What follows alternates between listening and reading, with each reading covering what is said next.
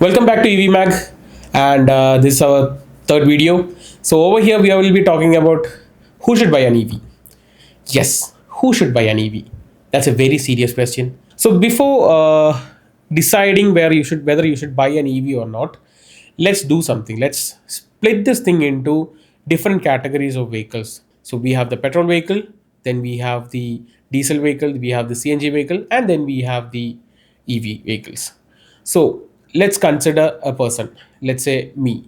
So if I am someone who has got a very small kilometer run every month, let's say I don't take my car every time, I just go by public transport for my job. I don't use my personal car for everyday purpose. Like I just very roughly have less than 20-30 kilometers run a day, which is like less than 1,000 kilometers a month.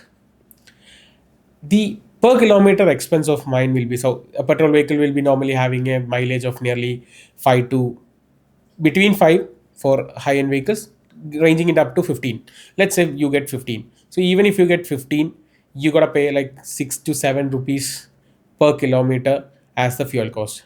So you keep that aside. So 1,000 kilometers you run a month, you have to spend 7,000 for your fuel cost. Then comes the diesel vehicle.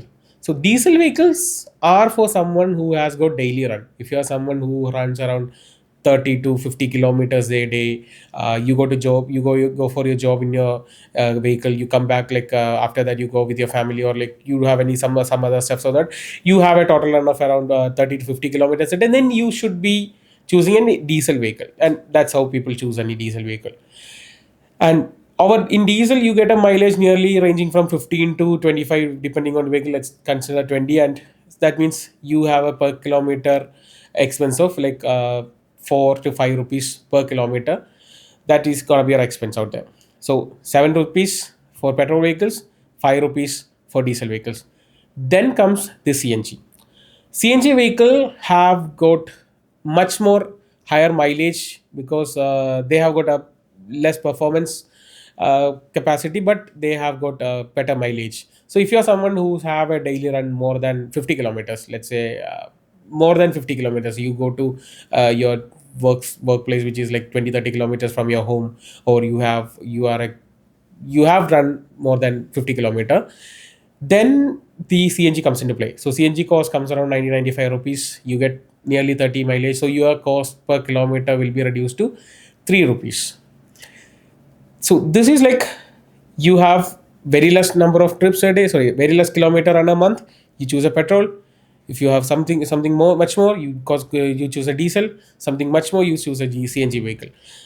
Now, if you are someone who has got a something above 60-70 kilometers a day, that is like let's say 80 kilometers a day, you go to your workplace, which is like 30-40 kilometers from your home, you come back, you go to gym, you go with your family outside, and this is your routine, and you make sure that you run at least 100 kilometers a day, you are someone who is eligible to buy an EV.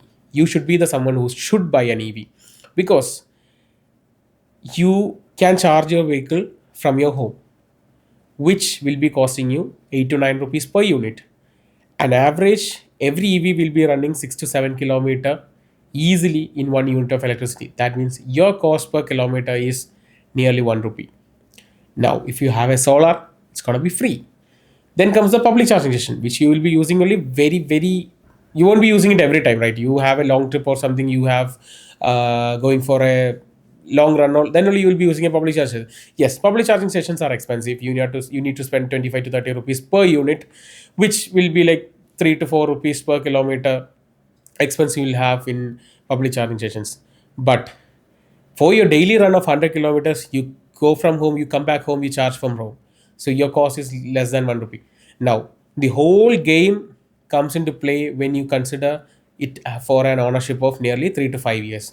So you can do the math and see how it works. The total fuel cost you will be spending in the next 3 years over for all these, and then you can decide which vehicle you should choose. So this is how you should choose a vehicle.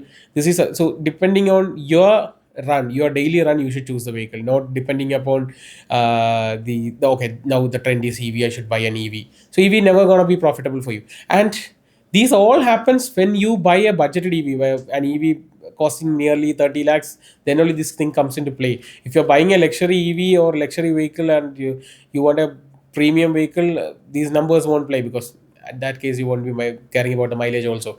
You'll be mostly looking at the comfort and the performance. So this is how you should plan which vehicle you should buy. This is how you should plan whether you should buy an EV or not. Catch you in the next video. Thank you.